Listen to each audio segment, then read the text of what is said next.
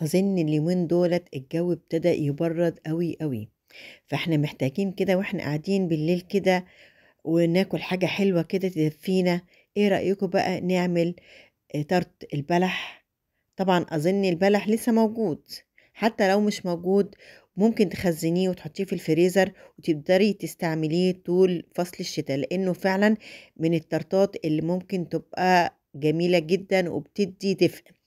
التارت دوت عبارة عن تارت البلح من غير عجينة التارت، فاهميني؟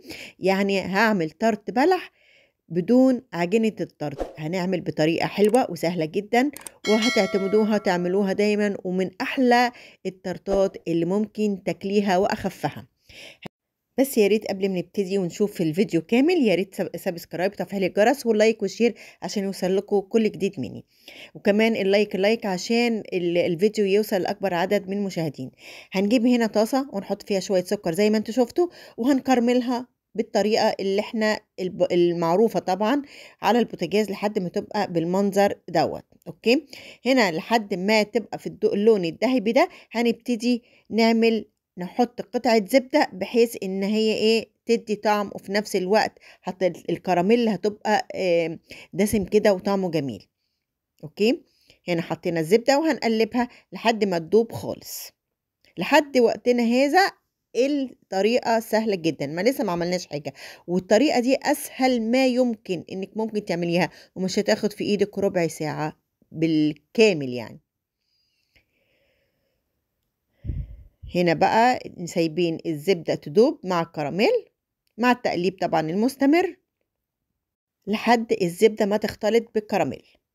لحد كده وقفنا. هنجيب بقى التارت او صينية التارت، هي صينية عندك ايا كان، ألمونيا بايركس، ايه اللي موجود عندك، صينية تارت مفيش مشكلة خالص. هنبتدي نوزع الكراميل بالطريقة دي بالاسباتيولا لحد ما نفرشها كلها في قاع الصينية بالطريقة اللي انتوا شايفينها دي. نزق كده بالاسباتيولا عشان نقدر نوزعه وهو سخن، لو طبعا برد مش هتقدري توزعي اي حاجة منه. خلاص كده هنكون بقى غاسلين البلح ومقشرينه ومفصصينه وشايلين النوى، وهنبقى نرصه بالطريقة ديت واحدة جنب التانية، بحيث ان كل بلحاية تبقى لازقة في اختها. يعني انا مش عايزة فراغات في قلب الصينية، عشان لما تيجي تاكلي الطرت كده تحسي انك تاكلي بلح. واحدة واحدة كده لحد ما نخلص الكمية بحالها. وانا في الفيديو ما سرعتش اي مقطع فيه عشان تبان كل الخطوات قدامكم، بس طبعا انا اختصرت منه كتير لان الفيديو مدته كانت طويلة جدا. فانا بختصر فيديوهاتي على يعني مش اكتر من 10 دقايق، 10 دقايق وثواني يعني، ما بزودش عن كده. حتى لو زاد بيزيد دقيقة واحدة، انما ما بزودش عن كده. اوكي، بحيث ان انتوا ما تزهقوش من الفيديو، وفي نفس الوقت تشوفوا الفيديو بخطواته كلها وتعرفوا كل تفاصيل الفيديو. كده خلصنا رص الصينية. بصوا بقى لما بلاقي حتة فاضية كده زي ما انتم شايفين بزود نص بلحاية، يعني بحاول ان انا اكدس البلح في الصينية دي. اهم حاجة في الطرط، لانك انت يعني هتاكلي بلح، مش هتاكلي عجين، مش هتاكلي دقيق، فاهميني؟ بعد كده هنجيب حتة زبدة ونقطع قطع صغيرة منها على الوش. فعلا الصينية دي غنية جدا جدا جدا، وانتوا طبعا عارفين أهمية البلح في أكله، يعني في الجسم عموما. بصوا بقى هنا هنحط نوزع الزبدة بالطريقة دي في كل الصينية. طبعا ما نحاولش نكتر كتير، يعني احنا بنحاول ايه لاننا حاطين في الكراميل زبدة، هنحطه قطع صغيرة كده على الوش البلح. وفي نفس الوقت بقى هنجيب حوالي 3-4 معالق لبن وهنرشها بالطريقة دي برضو على البلح والزبدة. لحد دلوقتي سهلة. ليه بقى بنرش اللبن دوت؟ هقول لكم ليه. سهلة جدا وده سر من أسرار التارت.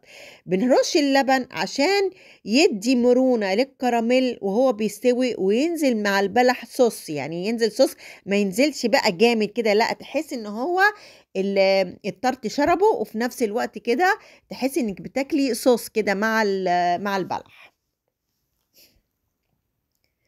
في نفس الوقت بقى هنجيب بيضتين في حرارة الغرفة، وهنضربهم بنص كوباية سكر زي ما انتوا هتشوفوا. دينا ضربنا وحطينا نص كوباية السكر اهو. هنضرب مع بعض لحد ما البيض يختلط بالسكر ويفتح اللون بتاعه. كل ده بالمضرب اليدوي، مش محتاجة مضرب كهرباء ولا محتاجة خالص اي حاجة خالص. هنحط بقى رشتين فانيليا سايلة او فانيليا خام لو عندكم فانيليا خام. طبعا لو عندك فانيليا خام يعني دوبك رشة خفيفة، لانه لو زيادة منه بتمرر الحلويات دي، لازم تاخديها قاعدة. هنقلب الخليط كله مع بعض كده لحد ما تحس السكر ابتدى يدوب مع البيض. مش هتاخد وقت خالص. هنبتدي برضو نحط معلقة خل، معلقة خل، معلقة خل كبيرة.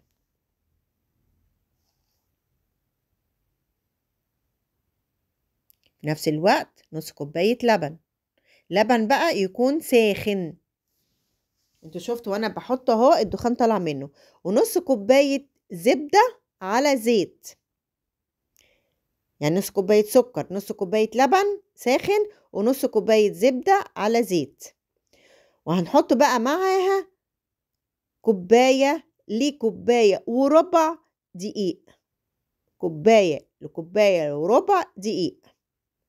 ليه بقى بنحط كمية بسيطة مع البلح؟ لأن ديت سر بقى التارت بقى من غير عجينة التارت هي بقى العجينة دي، يعني عجينة الكيك بس عجينة بسيطة جدا وهتبقى رقيقة جدا. كوباية دقيق فقط، بس حسب الدقيق اللي عندك. لو حسيتي إنها خفيفة مع السوائل زودي ربع كوباية أو معلقتين 3. فاهمين قصدي؟ ليه بقى بنحط كمية بسيطة دي من الدقيق؟ عشان لما تحطيها على البلح هتتغلغل جوه البلح من حوالينه كده، وهيبقى البلح بارز فيها كده. مش هتبقى تخينة، مش هتبقى عجينة تخينة، مش هتبقى كيكة تخينة، هتبقى كيكة زي التارت بالظبط. يعني هتاكلي البلح أكتر من الكيكة، يعني هتحسي إنها طبقة رفيعة جدا. جربيها وهتعجبك جدا. هنا بقى قلبنا كله مع بعض، كل الخليط مع بعض. طبعا واحنا بنحط دي حطينا معلقة بيكنج باودر، معلقة كبيرة ممسوحة. بصوا هنا بقى لما بحط الخليط، بصوا هيعمل ايه. كمية صغيرة، تخيلوا كوباية دقيق على الصينية دي كلها.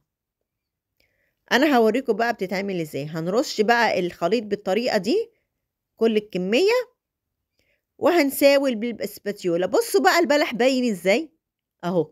انا عايزه كده، انا عايزه البلح باين من الكيك، مش عايزه الكيك يغطي البلح بحيث ان هو ما يبانش، لا انا عايزاه يتغلغل جواها وتبقى البلحه كده باينه. فاهمين قصدي؟ في الحاله دي هتاكلوا بلح اكتر من الكيكه. الكيكه زي ما قلت لكم عباره عن هتبقى رفيع جدا.